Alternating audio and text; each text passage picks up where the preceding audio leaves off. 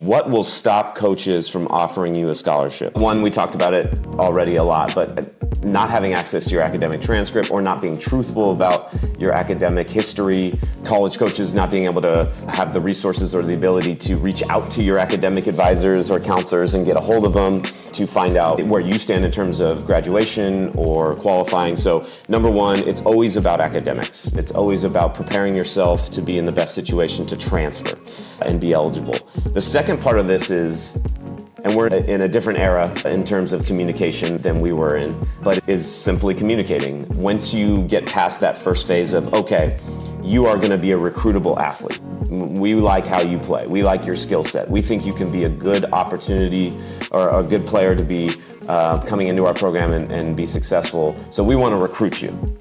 Okay, we can't get a hold of you. So I think part of this is having the courtesy and the respect to respond, even if the institution might not be your top choice. So everybody knows out there, there's the big board and recruiting boards in most coaching staff's offices, and there's multiple players on it for every class and every position. And there's got to be a top player in every class at every position, and then there's second, third, fourth, right? Many times, as a college assistant, I would have maybe 20 to 30 kids that I was responsible for calling on a Monday. And so if I have to go to my boss and say, I haven't heard back from this player in 3 weeks, and I've left 3 messages and reached out, and that's a problem.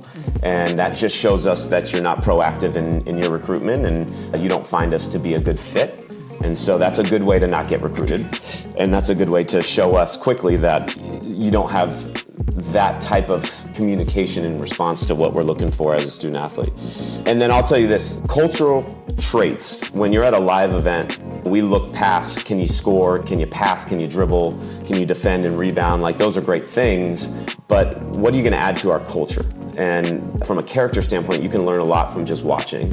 And a really fast way to get you off a recruiting big board or a recruiting list is to be a very poor teammate. And these are things that you can see with bad body language. I think you see it and hear it a lot, and Coach Hurley from UConn talked about it a lot this year, is they don't always go a little bit of a different level, but they don't always go for the best, biggest players out there at every position. They want culture kids. And so I think making sure that you represent yourself, whether you're having an 8-point output or an 18-point output, or things are going your way or not going your way at an event, your body language speaks volumes. We look for how many times do they high-five their teammates? Do they run on and off the floor?